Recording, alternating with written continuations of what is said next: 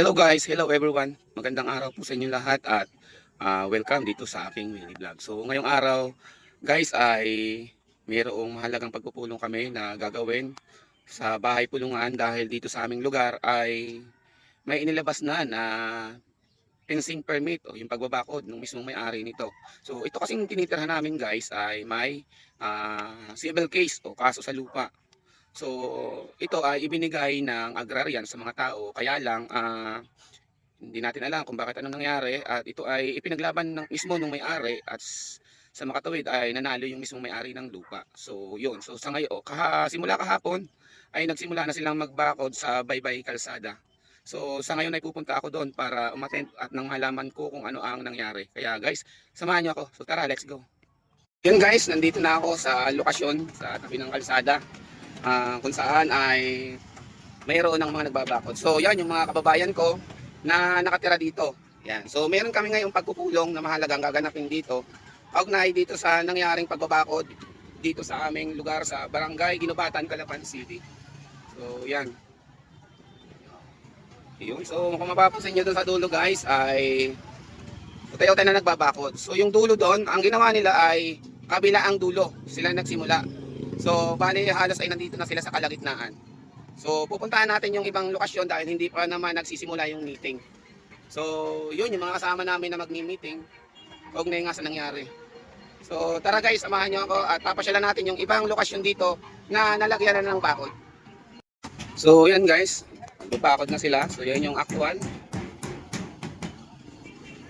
So, marami-rami na rin yung nabakutan nila guys. So, nandito tayo ngayon sa tapat ng City Council ng Calapan City Hall. So ayan po yung City Council ng Calapan City Hall. So nandito tayo sa tapat. At ayan makikita nyo guys na marami ng bakod. Ayan. So naglagay lang sila ng daan. So sa bawat may bahay, naglagay naman sila ng madadaanan. Ayan. So nakakalungkot kasi nga alam natin na yan na, nandiyan na. Talagang hindi na tayo tatagal sa lugar na ito. So tara guys, pasyalan pa natin yung ibang lugar dito. So ngayon guys ay nandito tayo sa mismong tapat ng City Hall. So ayan, mahaba na, lapad na yung kanilang nabakuran. Nandito tayo sa tapat ng City Hall, Calapan City. Yan. So simula na rin ngayon ang pangangampanya kaya may marinig kayong campaign jingle. Yan. So ayun guys, so halos ay malapit na nilang matapos na mabakuran lahat. So pupuntahan natin yung mismong dulo kung saan sila nagsimula. Yun guys, so nandito tayo ngayon sa mismong pagitan ng Ginubatan at ng Sapul at Nula na maglagay ng bakod. So ito, yan. So yung kabilang yan yung may civil case na binabakuran nila. At dito naman banda rito, ang Barangay Ginubatan, Barangay Sapul. So yan, dito sila nagsimula.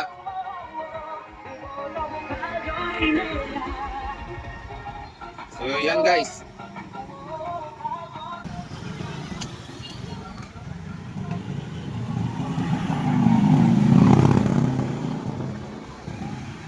Yan guys, magkabila ay mayroon ng bakod. Yan. So yan yung permit.